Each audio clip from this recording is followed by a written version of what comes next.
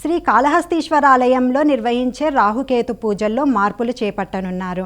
ఇందుకు సంబంధించిన ప్రతిపాదనకు ధర్మకర్తల మండలి ఆమోదముద్ర వేసింది. ఎమ్మెల్యే బొజ్జల సుధీర్ రెడ్డి నేతృత్వంలో ఆలయంలోని సమావేశ మందిరంలో సుదీర్ఘంగా చర్చించి పలు కీలక నిర్ణయాలు తీసుకున్నారు. మొత్తం 21 అంశాలపై చర్చించారు. వాహనాల మండపాన్ని అభివృద్ధి చేయడంతో పాటు వాహన సేవలను భక్తులంతా తిలకించే వెసులుబాటు కల్పించాలని నిర్ణయించారు. శ్రీ కాళహస్తీశ్వర ఆలయంలో నిర్వహించే రాహుకేతు పూజల్లో సామాన్య భక్తులకు ప్రాధాన్యం ఇవ్వాలని నిర్ణయించారు. ప్రయోగాత్మకంగా 100 రూపాయలకే రాహుకేతు సర్పదోష నివారణ పూజలను అందుబాటులోకి తీసుకురానున్నారు. ప్రస్తుతం ప్రతి బుధవారం 2000 మందిని ఈ పూజలకు అనుమతిస్తున్నారు. తొలుత నియోజకవర్గ పరిధిలోని పేదలు తెల్ల రేషన్ కార్డును తీసుకొచ్చి ఈ పూజల్లో పాల్గొనవచ్చు. వెండి సర్పాలు లేకుండా పూజ సామాగ్రితోనే పూజలు చేయిస్తారు.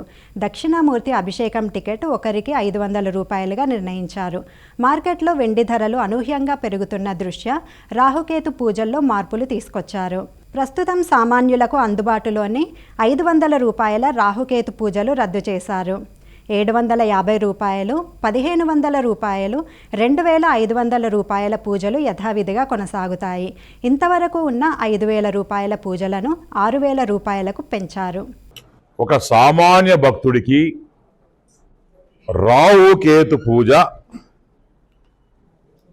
ఎలా చేయాలనే దాని మీద ఒక ఆలోచన వచ్చి సామూహిక రాహుకేతు పూజ అని పెట్టి 100 రూపాయలు ఛార్జ్ చేసి ఎవ్రీ వెనస్డే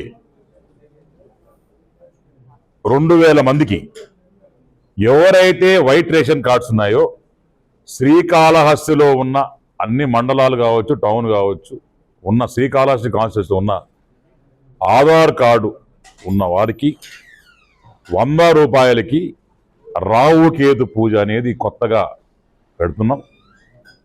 దాని గురించి డిసిషన్ తీసుకోవడం జరిగింది.